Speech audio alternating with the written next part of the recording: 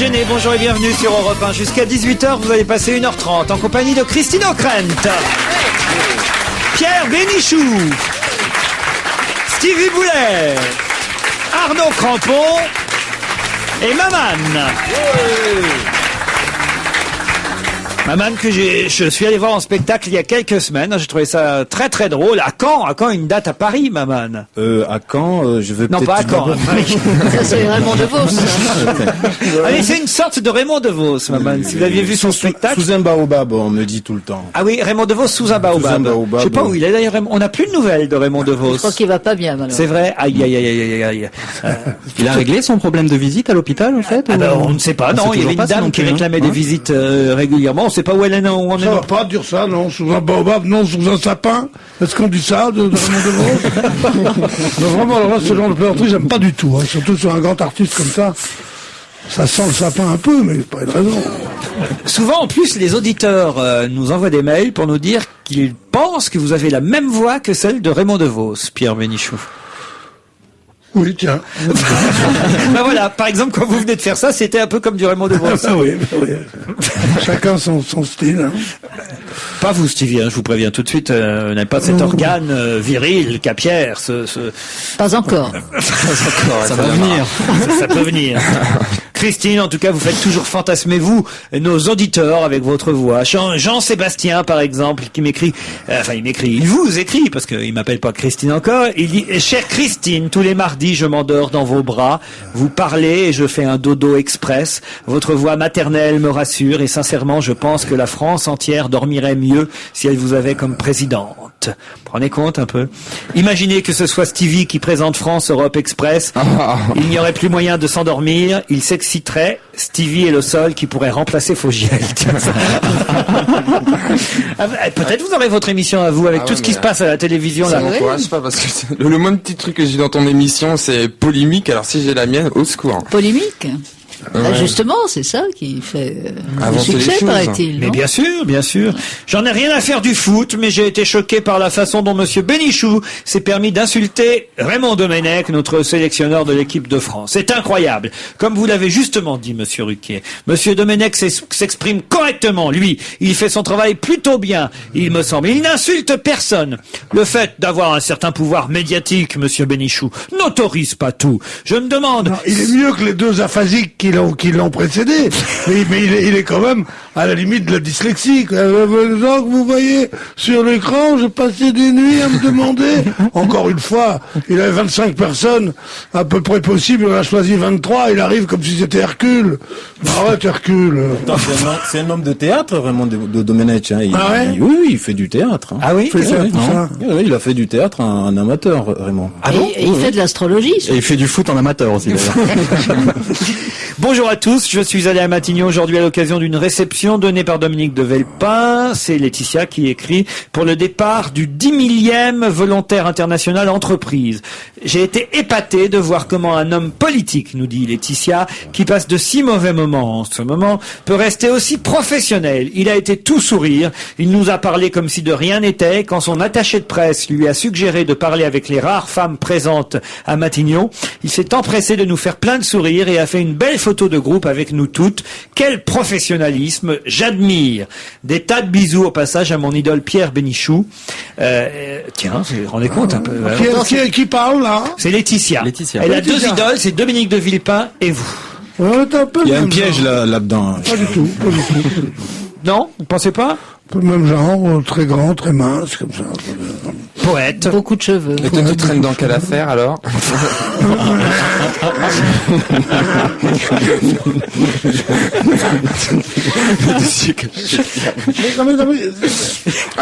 Si. Ne soyez pas désagréable. Qu'est-ce que vous alliez dire, Pierre? Vous lâchez-vous. Non. Faites comme d'habitude, vous êtes ici chez vous. Qu'est-ce que il a un côté Zeus, je trouve, Pierre Très Bénichou. calme aujourd'hui, On ne sait pas Pierre. où va tomber la foudre et j'aime beaucoup ça. Des petites contrariétés comme Oui, ça. je viens d'avoir une contrariété. Ouais, avec un gros con qui s'appelle Ben Guigui. Au téléphone. Ah oui? Oh, qu'est-ce que vous a fait, Ça Jeanne? lui portera pas bonheur. Ah, Et quoi, merde. qu'est-ce que tu avais parié? Rien du tout. Je parie rien avec Ben Guigui. Ah bon. Il est affolé dès qu'il est question d'un pari, de machin. Je parie avec des hommes, moi. Ouais. Un grand bonjour à tous les chroniqueurs de votre équipe. Deuxièmement, ça c'était premièrement, j'aimerais que vous arrêtiez d'encenser le tennisman Nadal. C'est sûrement un bon joueur sur terre battue, mais sur les autres surfaces, gazon, ciment, il ne vaut pas un radis. Non, bah d'accord, mais enfin c'est déjà... J'aimerais bien être le radis. Bon, enfin Christine.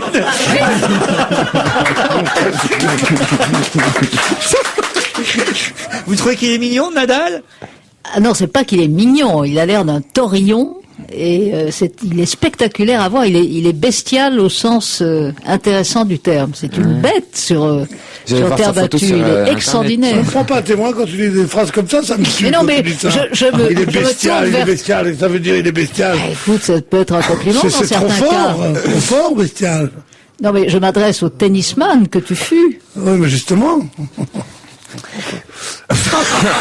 On dit donc que ça a l'air loin. Mais Pierre, vous étiez bien classé ou pas? Ça reste un mystère pour nous. C'est un peu comme Vermus chez les chasseurs alpins, ça. C'est un peu la même chose. Oui, on n'y croit pas trop. C'est un peu la même chose. les balles. Vous avez raison. Fort, Pierre. Je l'ai Vous vu à l'heure. avez raison, j'étais un peu comme Vermus chez les chasseurs alpins. Oui. Non mais sérieusement, vous étiez doué. Toujours bien noté, jamais bien classé. Absolument. Monsieur Stevie, m'écrit Michel Mulmuche, vous nous parlez souvent de votre belle ville du Mans et de votre gentil petit maire qui a fait un beau tramway. Je tiens à dire que j'ai passé 24 heures, normalement, comme toujours au Mans, c'est 24 heures, dans cette jolie ville dans laquelle je ne suis pas revenu, je n'étais pas revenu depuis 2 ans. Eh bien, votre ville a été complètement dénaturée par ce tramway qui emmerde tout le monde, y compris moi, car on ne peut plus rouler en voiture au Mans, ni même avec une poussette. C'est une catastrophe. Alors, monsieur Stevie, pour promouvoir le Mans maintenant, parlez-nous du MSB, ce sera plus porteur et ça nous donnera envie d'aller à Antares. Je comprends rien à ça. MSB, c'est maladie sexuelle bénigne. Non.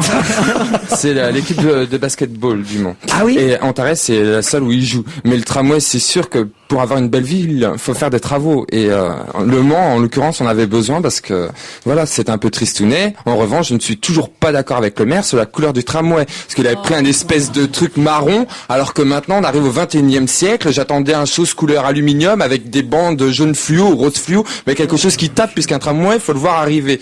Et je suis pas d'accord avec lui. Oui, c'est clair que pour l'instant on a du mal à circuler, mais le centre-ville du Mans va devenir exclusivement pionnier, non, piétonnier. Il y aura des caravanes. C'est pas piéton, oui, ça va être exclusivement pour les piétons. Les mecs qui cherchent de l'or. Et c'est bien. Et c'est bien. Ça va être bien. Après, on pourra circuler beaucoup plus facilement, mais faut laisser du temps au temps. Les voitures auront le droit au circuit encore quand même? Non, mais même de chez moi. Attends, j'habite pas très loin. J'habite dans le centre-ville. Je ne peux même plus aller dans le centre-ville avec ma voiture puisque tout est en sens interdit. Je suis obligé de ressortir du centre-ville pour aller dans le centre-ville de l'autre côté avec ma voiture. Un merdier. Mais bon.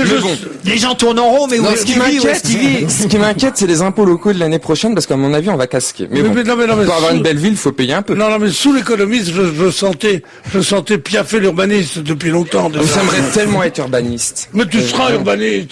Donc écoute, ça n'a l'air de rien. Mais ton idée de rose fluo sur l'aluminium, c'est une idée extraordinaire. Mais non, je ne fais un truc marron, ça fait années 70, c'est pas beau, on appellera ça le tram gay. Voilà, non, mais, tu vois, je voulais un tramway moderne, qui soit beau, flashy et tout, et là, un truc marron, on n'a pas le moral, hein.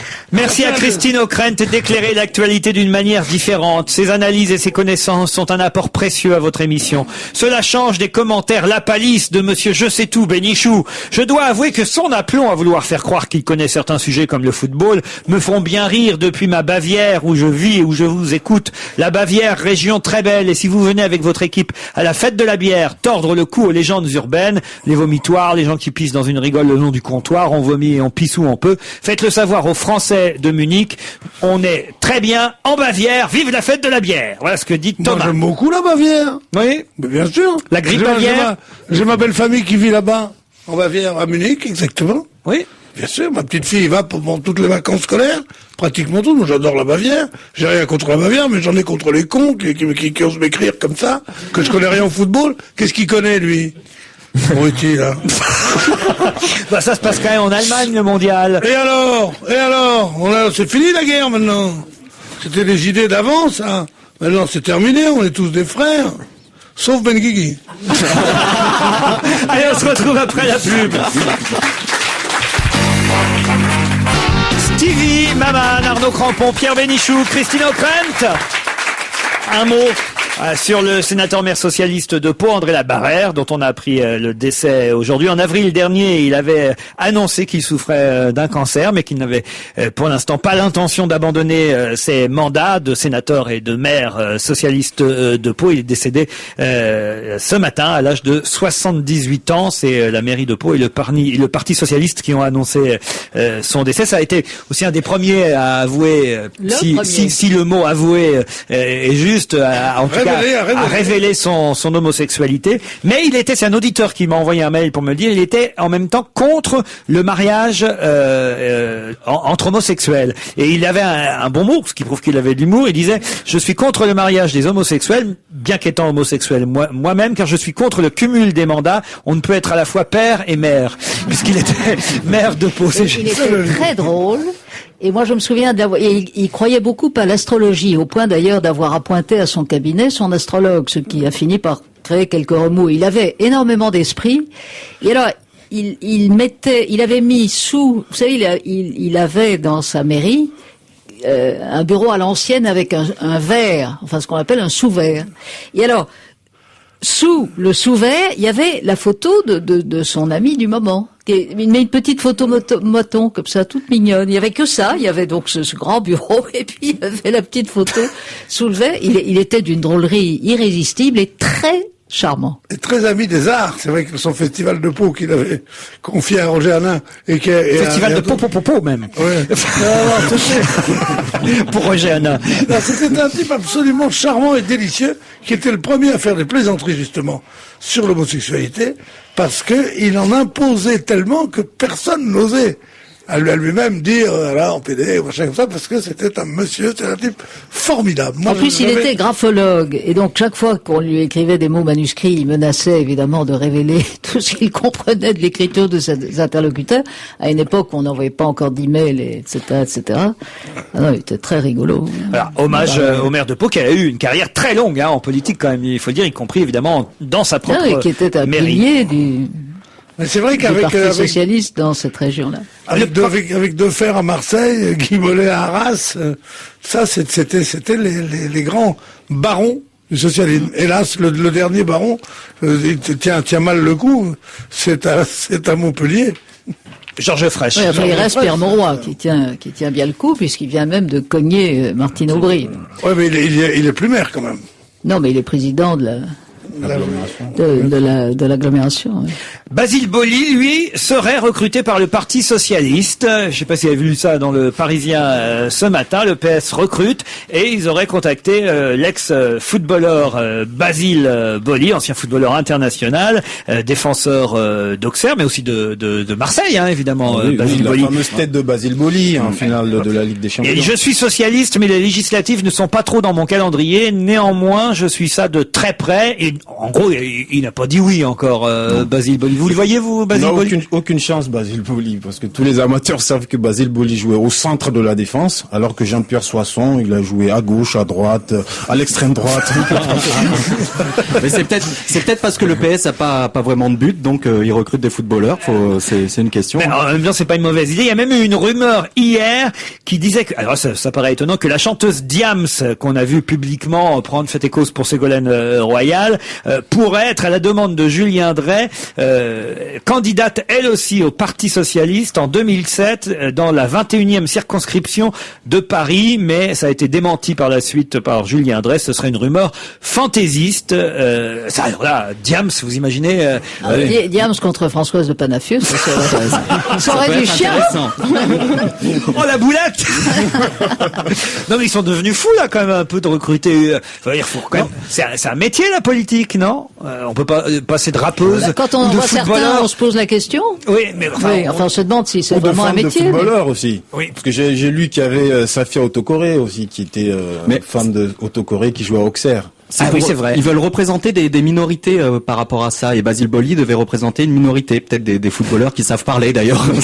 Je sais pas, c'est peut-être ça. Allez savoir. En tout cas, voilà, ça recrute à tout va en ce moment.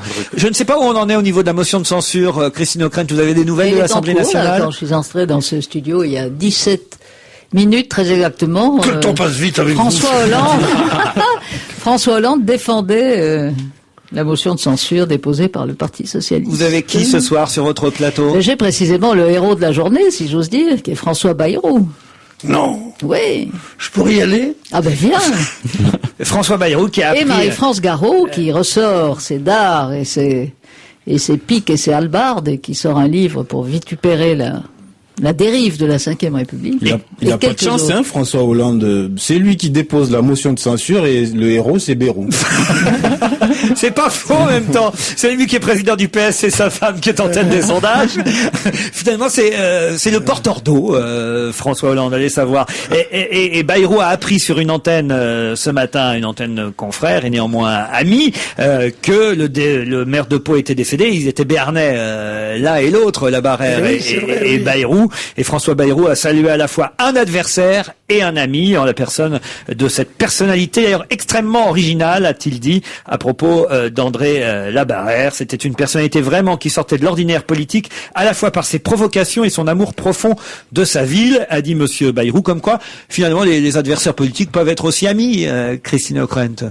Surtout oui, quand il y en a un des deux qui est mort. Non, mais je crois qu'ils font beaucoup plus semblant qu'on ne le croit de s'opposer les uns aux autres. Oui. Et donc, face à François Bayrou... Non, ils sont surtout ennemis, vous l'avez remarqué, au sein des mêmes familles politiques. C'est quand ils sont dans le même parti qu'ils se tapent dessus. Quand ils sont dans des partis différents, ça va. Face à Bayrou, vous avez mis qui alors ce soir? Jean-Marc Ayrault, qui est le patron du groupe socialiste à l'Assemblée. 2 UMP, parce que maintenant c'est compliqué. Donc, il faut prendre deux héros alors. Oui, on en avait plusieurs. Il y a un monsieur qui s'appelle Tron, qui lui est villepiniste, car il en reste, et puis un monsieur qui s'appelle Chartier, reste que qui est Tron, il en reste pas beaucoup. Il s'appelle Tron en même temps. Il y a des têtes qui sont tombées manifestement. Et des gens qui ont été coupés. Pas encore. En tout cas, il prendra pas Racine à Matignon, lui. Mais il a le bras long, paraît-il. Alors aujourd'hui, c'est en Bretagne une attente infernale. On attend, c'est pour demain normalement, l'arrivée du Clémenceau, à moins qu'on me contredise au journal de 17h et qu'il soit arrivé un peu plus tôt que prévu. Demain matin, je crois. Ce qui serait étonnant de la part d'un porte-avions français. mais normalement, il arrive demain à Brest. À Brest. Et alors, on a eu un mail venu de Breton. C'est Jacques qui nous dit qu'un chanteur accordéoniste d'un groupe breton a fait une petite chanson pour saluer le retour du Clémenceau en Bretagne. Alors on a, grâce à Internet, pu obtenir la chanson de cet accordéoniste breton. Alors voilà ce que les Bretons ont préparé pour le retour du Clémenceau. Et la ridon, la ridaine, je vais vous raconter. Et la ridon, la ridaine, le clem, la risée, la ridon, la ridondaine, le clem, la risée, la ridon, la ridondaine, le clem, la risée, la ridon, la ridondaine, le clem, la risée, la ridon, la ridondaine. Il est parti en Inde, la ridon, la ridaine. Il est parti en Inde, la ridon, la ridaine. Se faire désamianter, la ridon, la ridondaine. Se faire désamianter, la ridon, la ridondaine. Se faire désamianter, la ridon, la ridondaine. Se faire désamianter, la ridon, la ridondaine. Pour son dernier voyage, la ridon, la ridaine. Pour son dernier voyage, la ridon, la ridaine. Il a pris le passage, la ridon, la ridondaine. Il a pris le passage, la ridon, la ridondaine. Il a pris le passage, la ridon, la ridondaine. Il a pris le passage, la ridon, la ridondaine. Il a fait demi-tour, la ridon, la ridaine. Il a fait demi-tour, la ridon, la ridaine. Le chef a décidé, la ridon, la ridondaine. Le chef a décidé, la ridon, la ridondaine. Le chef a décidé, la ridon, la ridondaine. Le chef a décidé, la ridon, la ridondaine. Mais pour son grand retour, la ridon, la ridaine. Mais pour son grand retour, la ridon, la ridaine. Il fera le grand tour, la ridon, la ridondaine. Il fera le grand tour, la ridon, la ridondaine. Il fera le grand tour, la ridon, la ridondaine. Il fera le grand tour, la ridon, la ridondaine. Et de partout au monde, la ridon, la ridaine. Et de partout au monde, la ridon, la ridaine. De nous on s'est moqué, la ridon, la ridondaine. De nous on s'est moqué, la ridon, la ridondaine. De nous on s'est moqué, la ridon, la ridondaine. Faudrait pas que la chanson soit aussi longue que le voyage du Clémenceau. Mais c'est très rigolo, on peut applaudir cet accordéoniste breton. C'est d'autant plus d'autant plus émouvant que Jeannot, donc ce chanteur accordéoniste qu'on vient d'entendre, a travaillé dans les industries de l'armement à Brest et il a bossé pour le Clémenceau. Voilà pourquoi c'est doublement intéressant, Pierre. Oui, mais enfin, quand même, l'accordéon, ça vaut pas... Stevie, laisse ces traumas, dépasse-moi mon bidou. Qu'est-ce qu'elle me raconte, elle? Mais on dit pas qu'est-ce qu'elle me raconte, elle, à propos de monsieur Bénichou, qui travaille à la Nouvelle Observatrice. Des fois, je suis un très vieux monsieur, d'autres fois, tu m'appelles elle, comme si j'étais, Non, bah oui, ça comme fait sortir tout seul, comme je si suis j'étais désolé, une Pierre. copine que t'avais rencontrée dans un bain-douche. Ça va pas, non, dans un sauna. Un sauna, quelle horreur. Comment, comme horreur? Ah, j'aime pas. Alors, tu vas me dire que tu vas pas dans les saunas, toi? Non. Il aime pas transpirer, c'est tout. Tu vas pas dans les saunas, toi? Moi? C'est Non. pour ça que j'ai ta photo. On l'a retrouvé sous un sous-verre à peau. Attends, mais c'est vrai que j'ai une photo dans un sauna, mais c'était pour une séance photo pour 6 pas. Mais rien à Pardon voir. Pas, c'est vrai que j'ai une photo de moi nu dans un sauna. Nu mais dans un sauna? Oui, nu dans un sauna, mais c'est une Moi photo j'ai une photo de moi nu avec un zona, ça vous intéresse pas? Ça a la tête, le zona. Quoi? Ça a la tête, le zona. Oui, c'est la tête, le sauna, c'est ça. Allez, va-t'en. Allez, ça va comme ça, va. Allez. Non, c'est pas la tête, un zona. C'est pas la tête, un sauna, non. Qu'est-ce que tu crois que c'est, le sauna, exactement? Bah, je sais C'est un pas, c'est pas une champignon, et là il va infection. sortir chez le petit, C'est pas une le infection, petit vendeur du ça. coin, il va demander une salade de Décris-nous zona. un peu, Enfin, décris-nous. c'est pas sur le gland. C'est sur la... Oh là là. Bah, je sais pas, là, vous rigolez, vous m'expliquez pas. Bon, écoutez, on ne saura pas. Merci de l'info. Sur quand le même. gland, c'est zonariste. On ne saura pas. Tout le monde sait, même notre ami africain, Mais je ne sauf suis toi. pas tout le monde. Alors Je ne suis maman, pas. expliquez le zona, alors. Le zona, c'est dans le nez, en verlan nasaux. Ils sont drôles nos jeunes, hein, quand même. On a bien fait de rajeunir cette équipe, hein. Bah ouais, mais je ne sais pas. On Donc va- c'est quoi? On va aller vous chercher un dictionnaire, on vous donnera la définition précise du zona, parce que... Ça, je sais que c'est une infection, en tout cas. Dans le Clémenceau aussi, il y a le sonar. C'est une maladie de peau. Encore. Ouais. Voilà. Ok. C'est un champignon. Ah. Voilà. Vous pouvez demander, par exemple, une omelette au zona. Ah, quelle horreur. Bah, c'est pour ça ou que une j'avais pizza pas, sans zona. Voilà. Une salade de zona, plein de choses. Ah. Rassurez-moi, Très Christine O'Krent, est-ce que votre avenir à France Télévisions est assuré? Est-ce que vous avez re-signé? Est-ce que vous ne travaillez pas sur une autre chaîne, du câble ou ailleurs? C'est le grand chambardement. Mais non, hélas, Toute sinon la je presse pourrais en faire du parle. chantage. Et Jean-Marc Morandini est sur les dents depuis Oh 2 là jours. là. Oui, oui. C'est- Et ça balance à Paris aussi. C'est la grande valse des animateurs télé. Alors Benjamin Castaldi, bon, on le comprend, il était éloigné de sa tendre Flavie Flamand qui attendait sur une jambe, hein, d'où son nom, à TF1. Et lui, Benjamin était à M6, c'était plus possible. 2 chaînes, enfin qu'est-ce que je dis, 5 chaînes, hein, 1 plus 5, 6. 5 chaînes les séparaient. Et là, ils vont être réunis à la rentrée sur TF1. À moins, C'est vrai? vrai? Eh ben oui. Il va sur TF1, mais il va faire quoi? Il va faire quoi? Ça, c'est la vraie question. Il sait pas, mais il a signé le chèque. Non, mais c'est intéressant, voilà. Puis alors, Thierry Ardisson, lui, est embarrassé. Il a déjà signé sur une chaîne du câble, mais à France Télévisions, il y a une nouvelle, un nouveau règlement, on va dire, qui dit on peut plus être sur une chaîne du Oui, câble. mais vous, Laurent, vous n'écoutant que votre honnêteté foncière, vous avez décidé de rester à Non, France moi Télévisions et j'avais d'abandonner déjà la chaîne décidé, câblée. j'avais déjà décidé d'arrêter parce que ça me faisait, hélas, c'est une émission que j'ai adoré faire sur Paris Première, mais trop de travail en même temps, la quotidienne. Il aurait fallu que j'arrête ici. Voilà. Mais ça T'es n'avait, avec des cons avec toi, les scurs, tes sons, tout ça, mais ça n'avait tandis qu'ici, t'as des braves mecs. Bon, ils sont pas tous très bons. Mais enfin, quand même, ils sont là. Mais en tout cas, ça n'a rien à voir avec la directive de la chaîne que je connaissais, je dois dire, depuis l'été dernier, parce que c'est vrai que l'été dernier, la question s'était déjà posée et on m'avait dit bon, on arrive, on verra ça dans 1 an. Mais voilà, de toute façon, moi, j'aurais stoppé. Mais Thierry Ardisson, tout le monde en parle, qu'il pourrait s'arrêter. Rendez compte. Et on ne peut pas plaire à tout le monde, Marc-Olivier. Alors finalement, ils vont, voilà, deux amis ennemis qui vont devoir partir ensemble. Et qui risquent de se retrouver sur la même Non, chaîne. pas possible. Il y a une clause au contrat de, vous avez vu, c'est la Ardisson, clause au contrat d'Ardisson. Sur Paris Première, mais pas sur M6. Imaginez qu'on les retrouve tous Mais les c'est deux pas sur juste M6. pour Ardisson parce que c'est pas une émission qu'il a sur Paris Première, c'est un resto. Je comprends pas. Chez lui, en plus. Oh, dites donc, faites attention. Moi, je le fais Attention. souvent dans ton émission. Oui. On mange pas très bien. Oh, Les gens sont pas très intéressants. Mais au moins, quand même, on voit du beau monde. On boit un D'accord. coup aussi en plus, hein, Pierre. mais France 2 n'a qu'à racheter son émission. À qui? À Thierry Ardisson pour à Paris Première pour la mettre sur France Télévisions le lundi soir. Non, par c'est exemple. M6 qui s'y intéresse. Il y a un M6. C'est dur toutes ces chaînes. Bon, vous serez toujours sur France 3. Il y a une telle émulation dans le talent, c'est formidable. C'est bien. Le Maroc rachète toutes les stars de la télé française. Tout le monde Pourquoi sait le Maroc? que M6 c'est le roi du Maroc. Ah oui, j'avais pas pensé à ça. Oui, c'est vrai. Peut-être vous avez raison. Ah, j'ai pas compris. Pourquoi c'est le roi du Maroc, M6? Mohamed VI, M6, c'est le surnom. Mais oui, mon C'est la petite chaîne qui monte tout le Pierre, monde. tous ces pays étrangers, il connaît pas. Il était resté à Ben Bella, lui. Carglass répare mais n'a pas remplacé encore Pierre Bénichou, Stevie Boulet, Maman, Arnaud Crampon, Christine O'Krent. C'est la suite dont on va se gêner. On m'a amené à porter un dictionnaire, Stevie, pour répondre à votre question. J'ai la définition exacte. Vous demandiez tout à l'heure ce que c'était qu'un... Zona. Voilà, alors j'ai la définition. Zona, romancier français né d'un père d'origine italienne et d'une mère française. Il vécut une grande partie de sa Le jeunesse. nom commun, Laurent. Mais non, tu t'es trompé. C'est un jeune homme qui déambule dans les rues de la banlieue. Un zonard, c'est ça? Zona, c'est le Émile nom. Zona, vous connaissez pas C'est un écrivain juif américain, Arizona.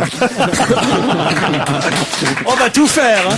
Bon alors voilà, sérieusement, Stevie, pour que vous partiez renseigner, que vous fassiez en plus attention où vous traînez, sachez qu'un zona est une affection due à un virus identique à celui de la varicelle, se traduisant par une éruption de vésicules cutanées sur le trajet d'un nerf, le plus souvent sur le tronc. Et il existe le zona ophtalmique, zona touchant l'œil aux séquelles oculaires, souvent très graves. Voilà. Hein. Voilà. On pouvait avoir un zona dans l'œil, par exemple. Garozona. Donc c'est bien sur la tête. Oui, si vous avez l'œil sur la tête, effectivement. Ça dépend Dans- que vous sur avez le l'œil. crâne, je voulais dire. Hein, voilà, Dans le crâne. tout bêtement. Oh, un petit peu de people, ça va faire plaisir à Stevie. Ah ouais, non. Closer nous dit, par exemple, alors ça c'est un couple auquel on ne s'attendait pas, que Danny Briand et Cécile de Ménibus, vous voyez qui c'est Cécile de Ménibus? Mais si, J'allais dire une bêtise. la co-animatrice de Coé.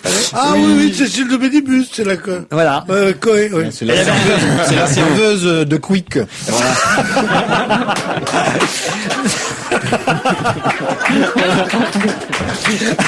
C'est vrai. Eh ben, en tout cas, voilà. Et c'est un beau couple en même temps. Et c'est un beau mec, Danny Briand. Et, Ah oui, oui, oui. et elle est plutôt mignonne, Cécile de Ménibus. Voilà. D'ailleurs, pour un minibus, elle a chacré par choc. je Ah ouais, trouve, hein. Tu fais le hamburger, elle fait la cheval. Voilà. Mais écoute, en tout cas, voilà. On s'y attendait pas à cette nouvelle. Ça fait plaisir. Oui, on est ravis. Hein, voilà. Bon. Danny Briand, il est vraiment sympathique. Montre-moi Denise de Minibus. Non, pas Denise, Cécile. Pas minibus. Cécile de Minibus? Ouais, c'est un beau couple. Ménibus. Enfin, Elle a pas l'air gentille, hein. comment ça, elle a pas l'air gentille? Oh, dis donc, elle a l'air... quand elle veut quelque chose, elle veut, hein. Oh la vache. Remarque, livré, hein. Ça veut dire quoi, livré? Bah, livré. Oui, bah, c'est ce que je disais. Ouais. Ah oui, vous voulez dire avec une jolie poitrine. Bah oui, on dit livré, non? Elle Ah sou- oui. Non, on dit qu'elle Depuis soutient Coluche, bien on ce dit qu'elle livré. avance. Elle n'a pas été livrée. Bah ouais, vous n'étiez pas Une là, bonne madame. paire de Robert. Aussi, Stevie. C'est plus chic. Je t'en prie. Pardon, Christine est là, hein, s'il vous plaît. Alors vous faites attention à ses commentaires. Franchement. Cécile de Minibus. Et c'est pas une fille qu'on balade, Pierre. hein. Pierre. Elle a un beau camion, Cécile de Minibus. Non, écoutez. Non, mais si Danny Briand, il m'en met une, dis donc. Il est costaud, Danny Briand. Tu peux pas savoir. Ah oui. Il est fort, il est gentil, il est doux, il est bien. Bon, je vais lire l'article. Même en week-end, la pétillante Cécile de Minibus en profite pour bosser. Ça c'est écrit, hein. J'emmerde le prof, il veut pas qu'on l'écrive bosser, je l'écrive quand même.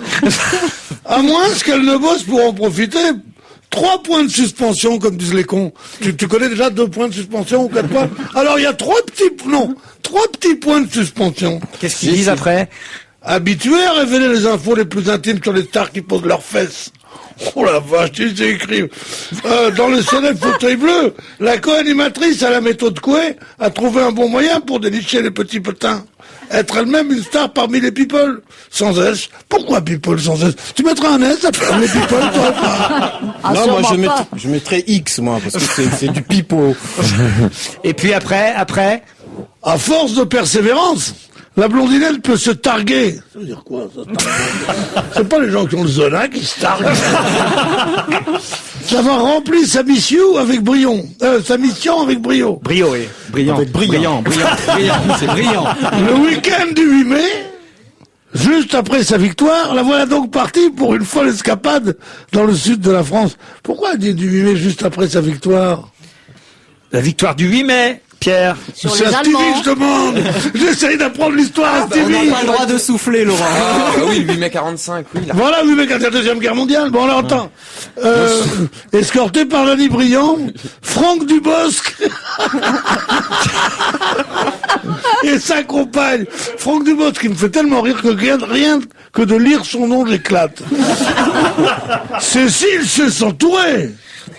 Une fois la joyeuse bande réunie, direction Cannes pour direction Cannes. C'est marrant, comme ils écrivent Cannes, ils mettent ES pour une pause décontractée intime. Après une journée de shopping, les deux pères sont sagement rentrés se coucher. Comment Les c'est deux écrit, père, comment c'est écrit? Les deux pères sont sagement rentrés se coucher dans leur chambre douillette du Noga Hilton. Mais les mecs, qu'est-ce Non, qu'ils non, ont ils sont fait? allés se coucher au camping. Et puis après, parce que là, vous nous mettez Le l'eau. samedi, changement de décor. Ah, tout ce beau monde quitte la croisette pour Saint-Trope. Avec strophe. Mais là-bas, pas question de buller au soleil sur un transat. L'antique. Cécile, Dany et les autres ont très vite rejoint un célèbre animateur et sa compagne. Ah, ça c'est toi, sûrement. Il est con. Et aussi entendre au week-end, loin du tumulte parisien. Après un déjeuner sur une plage privée et une petite sieste, l'animatrice, le chanteur et l'humoriste, parce que c'est dur d'être appelé par sa profession. L'animatrice, le chanteur et l'humoriste, le plombier, la champreneuse et L'humoriste, c'est pas son boulot. Hein, ont pris le chemin de leur villa loué pour 2 jours. Pas beaucoup de pognon, hein. Cécile et Dany n'en ressentent que le lendemain pour faire quelques achats en vue du déjeuner. Décidément, placé sous le signe de la détente, ce week-end aura finalement permis à l'animatrice d'approfondir sa complicité avec le chanteur. C'est bien dit. Mais seulement pour que Coët, Pas Coët. pour que Coët, son boss, qualifie son travail de brillant. 3 petits points de suspension. David Martin. c'est un pseudo, ça. Sûrement. Ah, David Martin, c'est la signature. Oui, c'est un pseudo, moi je crois. C'est pas vous qui l'avez écrit cet article. Non, c'est Jean Lacouture qui a écrit ça. Bon bah voilà, on en sait plus, on est ravis. Il s'est finalement rien passé. Ils étaient en copain dans une maison, bon voilà, rien de Ouais, plus. mais ils ont loué pour 2 jours. Ouais. Loué pour 2 jours. Tu vois, on te dit, vous seriez prié de quitter les lieux avant 14 heures. Sans ça, on vous demande 10% de plus. Enfin, ça, sordide voyage. Puis leur habillement, disons.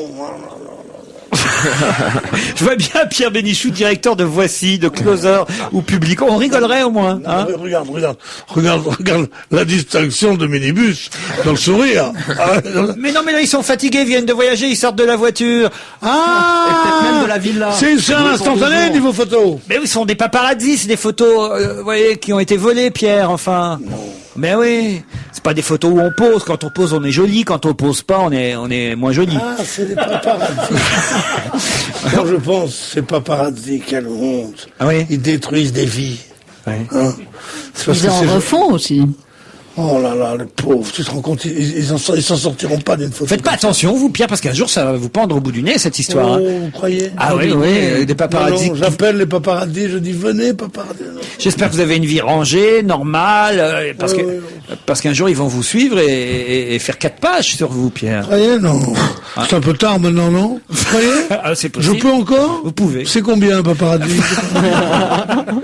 Allez, revenons à l'actualité avec cette mode incroyable et assez tragique, il faut le dire, du happy slapping. Alors le happy slapping, il faut expliquer qu'il s'agit de filmer grâce au téléphone portable maintenant, de filmer ceux qui se mettent à agresser d'autres jeunes et évidemment après de se passer ces images les uns aux autres de téléphone en téléphone. Agression gratuite avec mobile, le happy slapping derrière 2 attaques contre des adolescents, agression gratuite filmée par des portables, c'est devenu une mode qui hélas gagne gagne les jeunes. Je sais pas si autour de cette table, certains ont déjà été victimes du... Oui, vous, Maman? Si, plusieurs fois, moi. Et puis avec mon propre portable. À chaque fois que je reçois ma facture de téléphone. Vous êtes agressé, oui, ça je comprends. Je moi prends aussi. une claque. Non, j'ai jamais vu, et j'ai jamais entendu même de gens qui m'ont dit qu'ils l'ont fait, mais quand je lis ça dans les journaux, je sais pas pourquoi c'est pas plus grave que d'autres choses. Ça me glace d'effroi. Cette idée qu'on a voulu, non seulement casser la gueule, mais l'humilier en le filmant, en recevant des coups, et le montrer à ses copains en disant, regarde cette femmelette, les coups qu'il prend dans la gueule et tout. Ouais. Moi, je suis pour le rétablissement de la peine de prison pour des gens. Non, je suis tout à fait d'accord avec Pierre. Ça me fait un effet tellement horrible. Mais moi, je trouve que c'est exactement, la perte des valeurs fondamentales, c'est-à-dire le respect de l'autre, moi j'en ai rien à foutre. Mais laisse-moi finir, Pierre. Le respect de mes couilles. On va repartir comme sur les ours. Laisse-moi finir, Pierre. Non, je veux dire, quand on a été gamin, on a tous eu besoin de s'affirmer. Alors bon, moi j'ai grandi dans le sud, c'était les bagarres, c'était tout ça par rapport aux filles, mais c'était comme ça qu'on construisait une réputation. Aujourd'hui, c'est pas une réputation qu'ils essaient de se construire, c'est un statut, et on oublie le bouche à oreille, on passe tout de suite à la vidéo, et c'est super grave. Il y a une gamine qui vient d'être violée encore et filmée et tout. Moi, je trouve ça, je trouve ça Pierre. Pire que de relâcher des ours, non. Non, en tout cas, effectivement, c'est cette mode. Moi, je pensais qu'on s'en servait jamais, parce que j'ai un téléphone qui permet de faire des j'ai jamais pris une photo quasiment avec cette affaire-là. Non, parce que vous savez pas, mais eux, ils savent. Oui, mais on voit très mal, Je sais plus quel humoriste disait, le seul truc que ça m'est arrivé, à part payer beaucoup plus cher, m'emmerder pendant des heures à essayer de voir comment ça marche, c'est une formidable collection de photographies de mon oreille gauche. Oui, c'est vrai. Parce que sûrement on doit appuyer sans s'en rendre compte et photographier son pavillon. Mais je veux dire, mais quelqu'un photographier, non mais c'est pour ça que maintenant ça économise quand on est très célèbre comme moi et qu'on vous arrête dans la rue pour vous demander des autographes. Oui. Et ben au lieu d'autographe, maintenant on peut faire une photo avec vous. Oui. Et alors ils se mettent comme ça, ils donnent leur appareil de téléphone à quelqu'un, ils vont clic. Et alors elle est pas bonne, reste là. Bon, tu restes là 2-3 fois. Bon.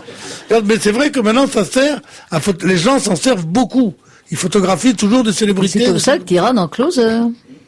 Tu vois, non, mais il faut savoir, si parce tu veux aller dans Closer. Effectivement, certains, c'est pour ça que parfois le public s'étonne qu'on soit un peu réfractaire à l'idée d'être pris en photo par les téléphones portables ici ou ailleurs, c'est que certains revendent ces photos aux magazines comme Closer qui offrent des primes aux photos les plus moches des artistes prises par le public. Ouais, il y a même des sites internet. Ça y est, vous vous êtes fait avoir, on va vous voir dans 15 jours. Non, je suis assez photogénique. Allez, on se retrouve après la pub. Christine O'Krent, Pierre Bénichou, Maman, Arnaud Crampon, Stevie Boulet. On va parler, chère Christine, d'une autre Christine que vous connaissez sûrement, Madame Christine Lagarde, qui est ministre déléguée au commerce extérieur, c'est son titre précisément, et qui lance un cri d'alarme ce matin dans Le Parisien. Paris s'endort sur ses lauriers en matière de salons. Elle trouve que on commence à se faire dépasser par des villes comme Barcelone, Düsseldorf, Munich. Exact. Ah oui, mais elle est très connue. C'est une très grande avocate. Elle a fait carrière à New York, je crois, cette femme. C'est une grande avocate de New York, non, Christine? C'est une femme, oui, qui a dirigé l'un des plus gros cabinets d'avocats d'affaires au monde, qui est un cabinet américain, absolument. Enfin, elle parle des salons, oui. C'est pas gentil pour son Premier ministre, parce que je vous signale qu'en ce moment à Paris, il y a un salon d'art français qui a fait couler beaucoup d'encre, parce qu'on disait que ça n'aurait aucun intérêt. Finalement, il paraît que ça en a. Et donc, il y a des salons artistiques qui s'efforcent de faire revivre là. Oui, c'est pas uniquement le salon de la randonnée, le salon de la moquette, le salon du mariage. Et le salon, mais ça fait partie aussi de ces salons, parce qu'elle parle de la porte de Versailles. C'est là où effectivement chaque week-end on trouve une foire, la foire de Paris, ou un salon de l'ameublement, le salon de l'immobilier, le salon de l'étudiant, le salon du fromage. Bravo Pierre, c'est la danse des salons, quoi. Et puis elle dit que Paris s'endort sur les salons. Quand on dort dans le salon, c'est qu'on n'est pas chez soi. C'est vrai ça. C'est vrai ça. Et souvent les amis vous disent je veux bien que tu restes, mais tu vas dormir dans le salon. Le canapé. C'est pas rigolo d'ailleurs. Hein. On devrait toujours avoir une chambre. Mais on a la télé, c'est bien. Oui, en revanche on a...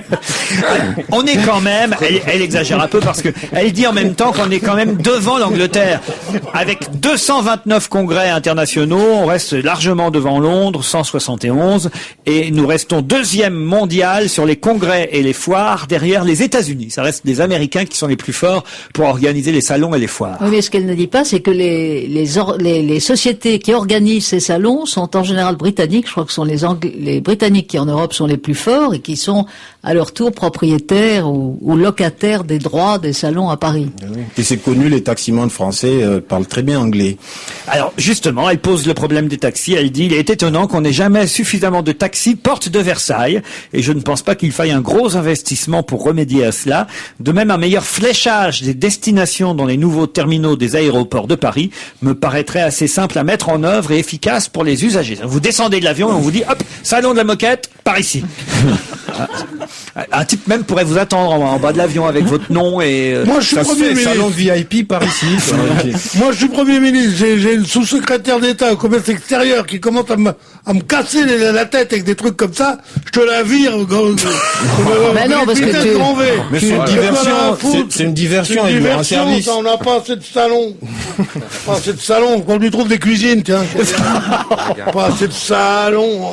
Regarde là. Alors évidemment, en Amérique, elle fait illusion dans les cabinets d'avocats. Machin, elle est coiffée genre coup de vent. Cheveux blancs mais jeunes, tout ça. Non. Oh là là, dis donc. Un cri d'alarme.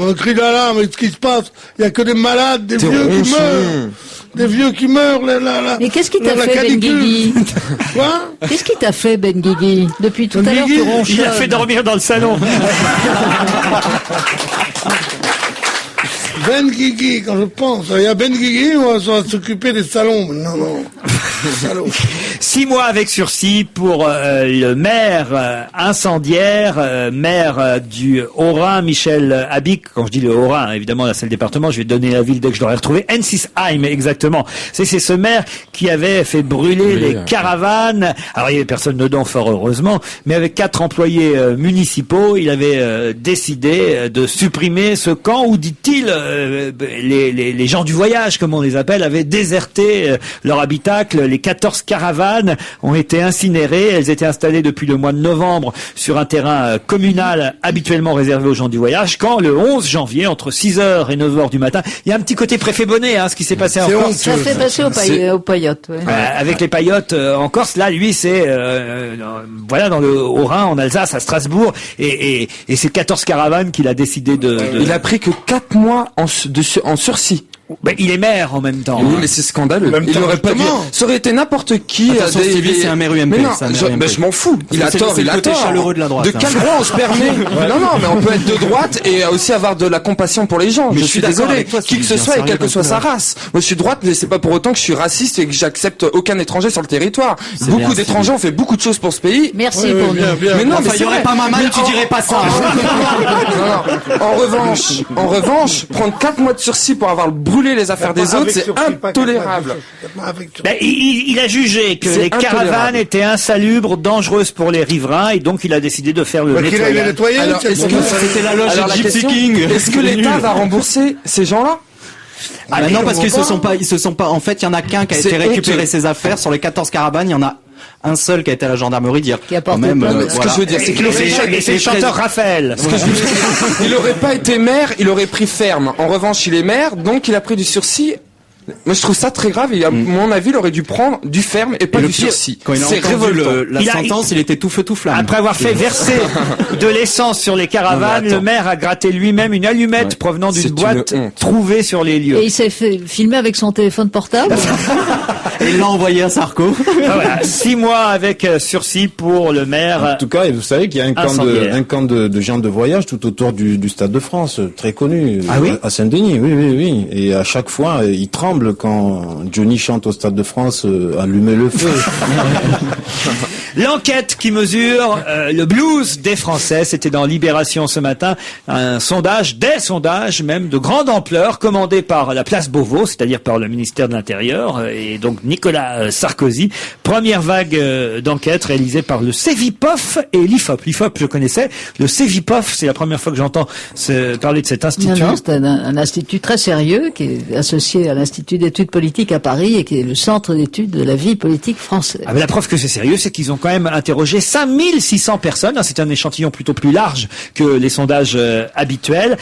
Alors, que nous disent ces sondages? D'abord que 76% des personnes interrogées jugent que les jeunes ont moins de chances que leurs parents. Ça, vous êtes d'accord avec ça? Les jeunes ont moins de chances que leurs parents, Pierre? Ils ont plus de portables. Oui. Moi, je trouve que ça. Moi, je trouve que c'était beaucoup plus difficile quand on était jeunes, nous, que maintenant. Maintenant, c'est bon, c'est vrai que c'est. Et quand ils ont beaucoup de diplômes, ils ont pas de boulot et tout ça, mais pour trouver du boulot, c'était plus dur avant que maintenant. Oui, ouais. Je trouve vrai, maintenant on a la NPE. Attention, parce que vous sautez une génération, Pierre. Oui. Vous parlez de vos petits-enfants. Mais non, mais c'est vrai, je suis très sérieux, c'est pas tout à fait pareil. Est-ce que vous pouvez comparer, vous, votre jeunesse avec la jeunesse d'aujourd'hui? On saute, il y a quand même une génération entre deux. C'est pas gentil pour Pierre. Non, mais ça pourrait être vrai pour, non, pas pour moi encore. Moi, je crois que c'est l'intermédiaire, en fait, entre Pierre et moi. Ah voilà, exactement. Non, mais c'est vrai. J'avais jamais pensé à ça, dites donc. Bah ouais. Je suis le chaînon manquant.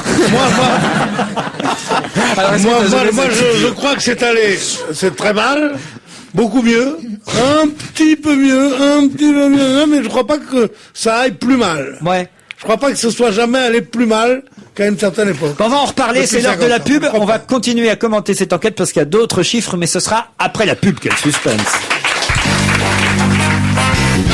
Allez, il revient sur ce sondage réalisé par l'IFOP et le Cevipop auprès de 5600 personnes interrogées, 5600 Français. Je vous disais donc 76% jugent que les jeunes ont moins de chance que leurs parents. Le chiffre le plus inquiétant, c'est que 69% des Français interrogés ne font confiance ni à la droite, ni à la gauche. Et ça, évidemment, pour la prochaine présidentielle, ça fait peur quand même. Ben, c'est bien ce que dit Monsieur Bayrou, que c'est pour ça qu'il dit, c'est pour ça que je suis au centre. Non, mais ce que ce sondage révèle, c'est ce que l'on sait, hélas, de crise en crise, c'est que, les gens ne croient plus au fonctionnement des partis politiques traditionnels, et ils votent toujours contre et ils votent rarement pour. Et ensuite, ce qui a beaucoup changé, c'est la psychologie des gens.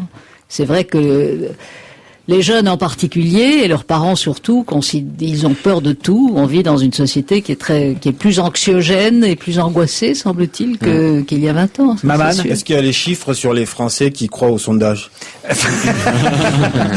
Ça, c'est vrai que ce serait c'est un sondage qui n'a jamais été fait, ça. Mais ça, c'est pas un sondage, c'est plus intéressant que ça, parce que c'est vraiment une étude d'opinion sur un échantillon large et qui confirme des tendances lourdes qu'on a déjà constatées plusieurs fois. D'ailleurs, ça n'a pas dû forcément faire plaisir à celui qui a commandé ce sondage, Nicolas Sarkozy. Bon, certes, 69% des Français croient que Sarkozy tient ses engagements. Ça c'est pas surprenant, c'était déjà vrai dans tous les sondages dont on nous abreuve depuis des semaines. Ce sont lui et Ségolène Royal en qui les Français ont le plus confiance, d'après cette même enquête. Mais en revanche, ce qui a dû lui faire moins plaisir, parce que c'est quand même son créneau et son cheval de bataille, c'est que parmi les préoccupations des Français, la première préoccupation, c'est l'emploi. 38%.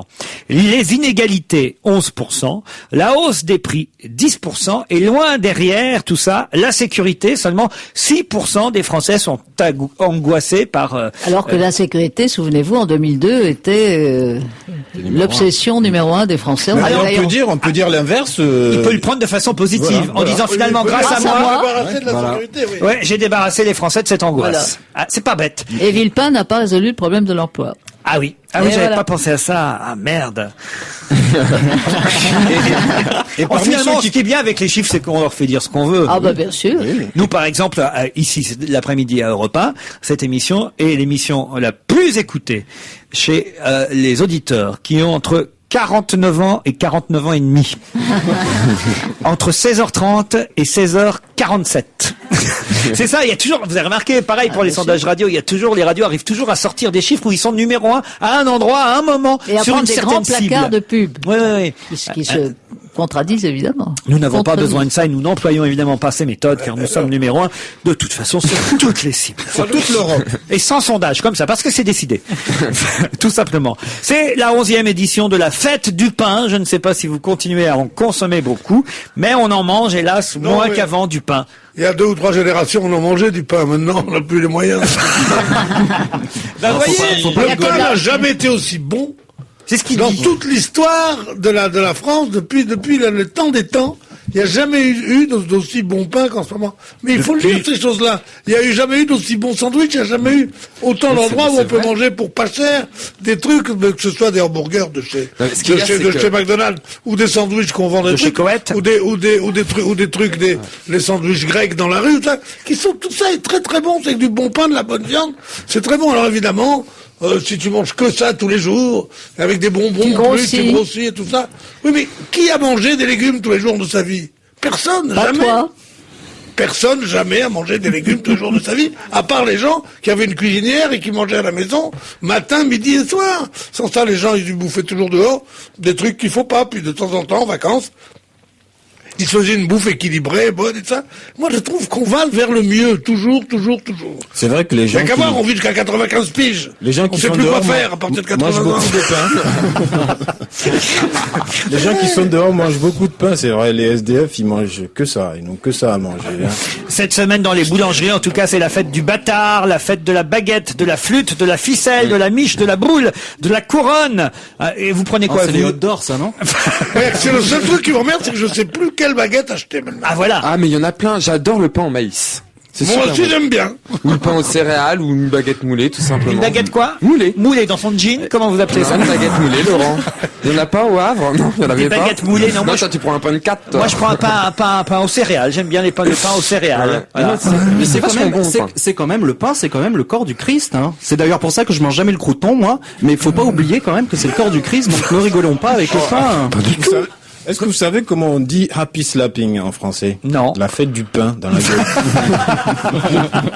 Et puis maintenant, je me suis même mis à la gomme au pain. La gomme au pain, qu'est-ce que c'est que ça? Si tu veux, avant, quand tu gommais, t'avais des gommes en plastique comme ça, et quand tu gommes, ça fait des résidus. C'est pas beau. Et ben maintenant, il y a la gomme de pain. Enfin, ça existe depuis des lustres, mais j'ai vu ça récemment. Ça s'appelle la mie de pain. Quand tu, voilà. Et tu gommes, ça ne fait pas de détritus. Enfin, il y a un meilleur Quand tu gommes, usage c'est à faire propre. du pain que de gommer. Non mais avant chez les gens bien qui voulaient rester minces, qui faisaient les écolos, qui faisaient du jogging et tout ça, il n'y avait pas de pain. Tu disais, il n'y a pas de pain? Oh non, tu manges du pain? Oui, je mange du pain, pourquoi? Oh, il n'y a pas de pain, du pain, non, il y a une biscotte, il restait un trickel, un criquel, Des craquettes. la cracotte, mais qu'est-ce que c'est que c'est con? On appelle ce meilleur. Alors avant, les médecins disaient le pain, C'est bon, ça. la cracotte, quand même. La cracotte? Bah oui. Me mets jamais de cracotte si tu m'invites chez toi. Non, c'est un fake, Non, la sinon après, cracotte. tu penseras qu'à Si, faire c'est pas vrai crac-crac. que le pain Un fait peu de beurre sur une... Qu'est-ce que vous avez dit, Stevie? Après, on sera qu'à faire crac-crac. Un peu de beurre sur une cracotte, croyez-moi, c'est délicieux, Pierre. C'est que vous n'avez jamais On goûté met jamais un peu de beurre. Avec on met des rillettes. beaucoup de beurre. Des rillettes et des cracottes. Les gens qui disent un peu de beurre. On met beaucoup de beurre, c'est bon. Le beurre, c'est bon quand on sent le goût du beurre. Quand c'est à peine comme ça. Mais c'est des trucs, pourquoi? De toute façon, on va vivre jusqu'à 90 ans. Vous voulez vivre jusqu'à 97, vous? Arrêtez. Quand je pense que j'ai arrêté de fumer. Putain, je suis fou. Redonnez-moi des cigarettes. Et une baguette, s'il vous plaît. Bon, enfin voilà, c'est la 11e édition de la fête. Vous prenez quoi, vous, Christine, comme Du pain aux céréales. comme moi. Absolument. Nous avons les mêmes valeurs, chère Christine. Eh oui. Vous, Maman, vous prenez Une baguette, tout simplement, ou du pain marocain. du pain marocain. Ah oui, c'est Ah, j'aime le pas, pain- c'est le sans pain le vin, marron. les ronds, là, oui. Oui, c'est très C'est bon. sans le vin, oui. Oh, Ah oui, vous voulez le vin ça avec fait le pain. brousse, à mort. Allez, on se retrouve après la pub. Christine O'Krent, Maman, Pierre Bénichou, Stevie Boulet, Arnaud Crampon et Serge Liado, évidemment. C'est l'heure.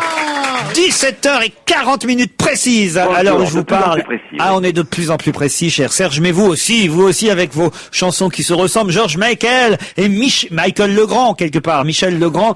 Deux chansons qui se ressemblent. Alors, Michel Legrand, évidemment, était là avant. Quand il a composé cette chanson, L'âme sœur à l'hameçon, qui date de 1969. C'est Oui. bien ça? Oui, c'est ça, exactement. Et qui, d'après vous, aurait inspiré Yorgos Paniotou, qui est le vrai nom de George Michael, quand il a interprété Careless Whisper. Exactement. Non, dire qu'il a inspiré, non, mais... Pas Carlos, Careless. Non, mais j'avais peur de dire Carglass Whisper. Ça fait déjà 3 pubs de Carglass qu'on se paye. Si en plus ils ont fait une chanson, on est mal. Oui, c'est surtout le solo instrumental qu'il y a. Vous savez, ce tube doit beaucoup sa notoriété à ce solo langoureux qui est joué par un saxo. Et cet instrumental de saxo qui est à l'intérieur de la chanson de George Michael, c'est cet instrumental-là qui rappelle beaucoup la mélodie de L'âme sœur à l'hameçon. Le mieux, c'est de vérifier.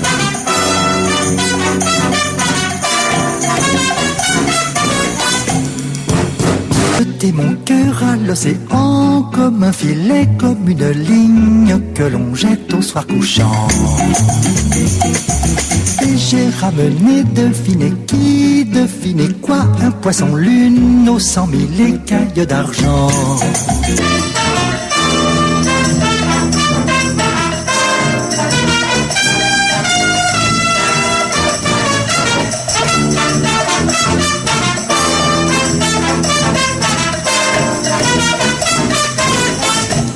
Alors là, mon cher Serge, il va falloir que vous nous livriez, vous fassiez livrer, je crois, 2 caisses de coton-tige, parce qu'ici, personne n'a vu une quelconque ressemblance, même dans ne serait-ce que 2 notes de musique. Ah bon, écoutez, je dois être très fatigué alors. Vous, non? Il y a quelqu'un dans le public? Moi, non, personne. Non, alors là, vraiment, ou alors c'est qu'ils ont vraiment 2 styles tellement différents, mais ça, on en est à peu près sur Michel Legrand et Georges Michael, que nous, ici, nos pauvres feuilles, nos pauvres oreilles n'ont pas su distinguer la ressemblance, mais je vous fais confiance, mon cher Serge. Ça prouve que l'imitateur est très fort. Le tempo est très différent, mais elles font exactement toutes les deux. Da da da da da da da da da da da da da da da da da da da da. Voilà. Ah oui. Prenez vite votre guitare pour nous faire oublier ça et expliquez-nous ce que c'est qu'un villepiniste. Oui, c'est sûr. En politique, c'est pas facile d'escalader ces satanées courbes de popularité. Il y a les bons grimpeurs qu'on appelle alpinistes et les dégringoleurs qu'on appelle villepinistes. Oui. La chute est courte, mais en même temps, elle est efficace. Elle est rapide. À demain, c'était une vraie chanson flash. Au revoir. Pascal Obispo sort un nouvel album dont toute la presse parle. C'est le compositeur le plus demandé de la chanson française, mais il écrit aussi de temps en temps quand même pour lui-même. On se souvient de son dernier spectacle qui a eu un énorme succès à travers la France, où il faisait un Polnareff tour en quelque sorte. On peut dire que ça annonçait le retour de Michel Polnareff, qui lui va véritablement revenir sur scène en mars l'année prochaine à Bercy. Mais Obispo a quitté maintenant les chansons de Polnareff pour revenir au ciel. Et c'est un album qui s'appelle Les Fleurs du Bien. Et dans l'article qui lui est consacré dans le Parisien, c'était hier, Sébastien Catrou, ça j'avais jamais remarqué ça, nous dit qu'il y a une chanson sur cet album, une chanson qui s'intitule Picasso. Et Pablo Picasso. Et on nous explique dans cet article que c'est Étienne Rodagil qui avait fait remarquer à Pascal Obispo que Pascal Obispo est l'anagramme parfait de Pablo Picasso. C'est-à-dire que vous changez les lettres, hop, vous mettez ça dans un shaker, Pablo Picasso, Pascal Obispo. Rendez compte un peu. Quelle coïncidence, hein? Enfin, l'un chante, l'autre pas. Oui. c'est le Da Vinci Code. C'est pareil. Mais oui, c'est quasiment ça, c'est fou, hein? Non, mais j'avais jamais remarqué. Ah, oui, c'est vrai, Pascal Obispo, Pablo Picasso. Avec Stevie Boulet, on fait sûrement des trucs. Je veux dire avec votre nom, je veux dire. Oui. Pas avec mon corps. Pierre, vous aviez remarqué ça? Non, Obispo et Picasso. Non, Pascal Obispo, Pablo Picasso, non, je l'avais pas remarqué. Pourtant, je sais que le nom de Pascal Obispo, je l'écris 12 fois par heure la nuit, comme ça j'écris Pascal Obispo. J'avais remarqué que ces chansons étaient cubiques aussi. Abstraites parfois. Allez savoir. En tout cas, première chanson extraite de son nouvel album Les Fleurs du Bien. 1980, c'est le premier single qu'on entend sur Europe 1. 1980, vite retour en 2006. C'est donc la nouvelle chanson de Pablo Picasso. Et on se retrouve après la pub pour les 10 dernières minutes. Oh là là là là, les mails pleuvent. Strasbourg n'est pas dans le Haut-Rhin, comme je l'aurais dit, mais dans le Bas-Rhin. Évidemment, Strasbourg est dans le Bas-Rhin. C'est simplement qu'on a évoqué Ensisheim, la fameuse ville dont le maire a fait brûler les quelques caravanes dont on a parlé tout à l'heure, et il a été condamné pour cela. Et donc Ensisheim est bien dans le Haut-Rhin. Non, Bas-Rhin, oh merde, c'est compliqué, mais Strasbourg, là où le jugement a été rendu, est dans le... Oh. On ne suit pas, hein, je vois bien qu'on ne suit pas. C'est dans l'Alsace, quoi. Comme ça, on s'en sort. C'est l'Alsace. J'ai jamais compris d'ailleurs pourquoi on n'avait pas réuni ces deux départements, le Haut-Rhin et le Bas-Rhin, pour en faire les rognons. Il y a 2 reins. La chose serait simple. J'habite les rognons. Il n'y a plus de différence entre le Haut-Rhin, le Bas-Rhin. Attention, Laurent, vous allez avoir des mails. Ah oui, c'est vrai. Oui, il faut pas relier le Haut-Rhin et le Bas-Rhin. C'est un pays qui a souffert, ça. Mulhouse, qui se trouve à quelques kilomètres de de Ensisheim, la fameuse petite ville dont on a parlé tout à l'heure, est dans le Haut-Rhin, alors que Strasbourg est dans le Bas-Rhin. Tout le monde sait ça. Hein? Oui, le Bas-Rhin, il est en haut et le Haut-Rhin, il est en bas. D'accord, merci. C'est l'inverse, Stevie. en fait. Quand tu regardes la carte de France, le Moi, mon Haut-Rhin, père il est était en bas. sultan de Bas-Rhin. Non, c'est l'inverse. Le Haut-Rhin. Le Haut-Rhin, il est en bas Et et le Bas-Rhin, il est en haut. Quand tu regardes la carte de France. Bien sûr. Ah oui, donc c'est un peu paradoxal. Ça fait trop peur, vous voulez dire. Mais non, parce que le haut, c'est le vrai, nord. c'est en haut, dans le nord. C'est le Nord. C'est le bas qui est dans le Ça, nord. c'est l'inverse. Ce qui est sûr, c'est que Cannes est dans le sud et ce soir, on va y présenter en projection mondiale et en avant-première le fameux Da Vinci Code, le film tiré du best-seller C'est de ce Dan soir ou Brown. demain C'est ce soir, Ah bon. et c'est demain partout dans les salles de cinéma françaises qu'on pourra voir le film. Mais le film est projeté ce soir avec demain effectivement en revanche la montée des marches de Ah, d'accord. Tom Hanks, Jean Reno, Audrey Tautou et les comédiens principaux du film. C'est ce soir et depuis hier sur Internet. Vous l'avez vu, vous, déjà, sur Internet, sérieusement? Non, mais moi, je suis emmerdé parce que on nous a prévu au dernier moment qu'on n'allait pas à Cannes. Et moi, je m'étais acheté des chaussures de marche, des trucs pour la montée des marches. Mais je m'étais acheté des patogas, c'est tout. J'avais 3 paires de chaussures. Des mocassins pour les premières marches. Après ça, les 22 après, c'est assez dur, tu sais, hein. Tu les changes rapidement, tu mets tes patogas. Tu t'assois, il y a des petits sièges exprès pour faire des trucs. Après, t'as un peu de remonte-pente. Et après, juste quand t'arrives pour entrer dans le cinéma, t'as des escarpins, des sortes de trucs, des chaussures vernies, tu vois. Et tu arrives là comme ça. En tout cas, à la place de Ron Howard et de Tom Hanks, j'aurais peut-être un peu peur de la montée des marches. J'imagine qu'il va y avoir un gros service de sécurité, parce qu'avec tout ce qu'on nous raconte autour de ce bouquin... Vous pensez que les curés en soutane et tous les membres de l'Opus Dei vont fondre sur le palais Imaginez festival? un fanatique intégriste qui Ah oui. voudrait s'en Ah, prendre. moi, je serais fanatique intégriste, je fais 2-3 morts ce soir. Qui- À quoi ils pensent, ces cons-là? Mais il faut y aller. Mais oui, avec un goupillon. Des rosaires. Bien sûr, des coups de rosaire. Ils sont contre l'idée qu'on colporte cette rumeur comme quoi Jésus et Marie-Madeleine auraient aujourd'hui encore, peut-être chez nous en France, des descendants. Vous imaginez des enfants de Jésus là Bien autour sûr. de cette table, les poppies ou les choristes, j'en sais rien, mais peut-être Stevie est peut-être un enfant de Jésus. Hein? mais chaque fois, tout le monde sauf Stevie. chaque fois que tu traites quelqu'un de fils de pute, Marie-Madeleine, c'était son métier. C'est peut-être aussi une petite fille de Dieu, donc voilà. C'est ça qui est horrible. Voilà, tu blasphèmes. Mais je blasphème pas, Marie-Madeleine. Chacun savait que c'était une femme légère. Bon, comment tu dis une femme légère en argot? Une femme. Et la pute, hein. Oh là là. Non mais justement. Vous connaissez l'histoire formidable Non. de Madame Boutarègue? Non. Mais c'est un classe. C'est un classe, il dit. Alors, petit mécréant, vous savez ce que c'est que la Vierge Marie? Ah, il dit, oui, dit la classe. Alors il dit, elle est comme elle est longue, je vais pouvoir la finir. Alors il dit, qu'est-ce que c'est? Il dit, la Vierge Marie, c'est la très sainte mère de notre Seigneur Jésus. C'est tout ce que tu trouves à me dire, petit mécréant. Espèce de salopard. Tiens-toi, Camille. Il dit, la Vierge Marie, elle est née par l'Immaculée Conception. C'est tout, imbécile. Bon, allez, je vais vous expliquer. Vous connaissez Madame Boutarègue? Il dit, oui, veuve de guerre, hein. Oui, avec 7 enfants, oui. Qu'est-ce qu'elle a fait pour élever les enfants tous les matins?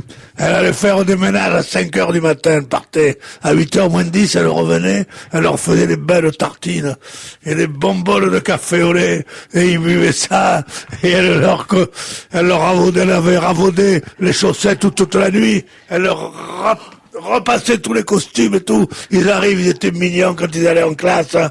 Et après ça, pendant qu'ils étaient là, elle allait faire le ménage chez les gens, chez les autres. Et elle retravaillait encore. Et après ça, elle leur refaisait à manger. Et l'après-midi, elle donnait des leçons de piano. Et quand elle avait fini, elle allait aider les aveugles.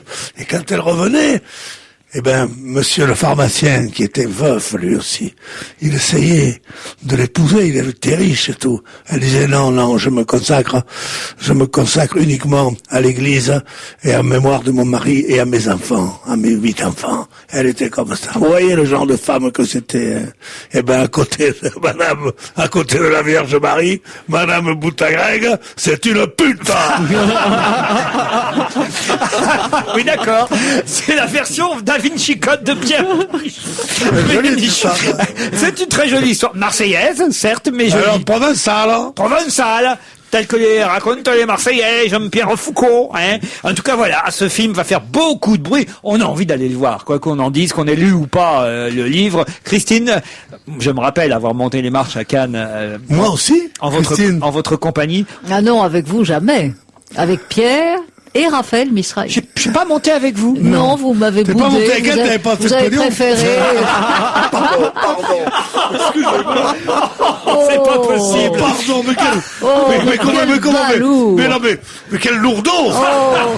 Quel malotru! Mais jamais un lourdeau, quoi qu'il fasse, ne saurait passer pour galant. C'est de La Fontaine. Non, mais c'est vrai, c'est pas toi qui est monté. C'est monsieur Misraï que j'essayais de pousser à mort. Il était là, il se mettait à côté d'elle, et elle était à mon bras. Je te jure, c'était peut-être la plus belle montée de ma vie, ça. En tout cas, vous iriez voir, Christine, évidemment, le Da Vinci Code, vous aussi. Ah, j'espère beaucoup le voir, oui, tout à fait. Tu as lu le livre? Dès jeudi, bien sûr. Bien sûr, j'ai lu le livre. Et vous croyez donc que Jésus a des descendants aujourd'hui? Non, je ne crois pas du tout. Non. même Stevie, dans ses meilleurs jours, mais parce que je dis ça parce que Stevie a quand même la Joconde dans sa cuisine. Et j'ai lu le livre aussi. Et donc, mais moi, j'avais été au Louvre pour l'émission, que je n'ai pas faite pour un autre problème, une enquête sur le livre pour voir. Alors je suis parti au Louvre parce qu'il dit que je suis allé au Louvre, merci de me reprendre, et j'ai fait les comparaisons par rapport à ce qu'il disait dans le livre. Et en fait, quand Saulnier décroche le tableau, normalement il y a les grilles qui se baissent. En revanche, il n'y a pas de grille au vrai Louvre. Ah, donc il y a plein de petites incohérences. Tandis que dans votre cuisine, vous avez tout sécurisé. Ah bah il y a alarme, il y a télé vidéo, il y a tout. Mais faut prendre le tram gay pour y arriver. Hein. Allez, demain nous nous retrouverons, et je voudrais signaler au public qui voudrait voir en vrai les chroniqueurs présents autour de cette table qu'il y aura quelques changements dans les enregistrements à venir de l'émission, qui est parfois en direct, comme aujourd'hui, 17h58 minutes et 47-48 secondes, mais parfois on enregistre. Vendredi, ce sera à 9h30, et mardi prochain à 8h. Présentez-vous 15 minutes avant, ici rue François 1er, où vous téléphonez comme d'habitude au 01 47 23 18 04. 01 47 23 18 04. À demain!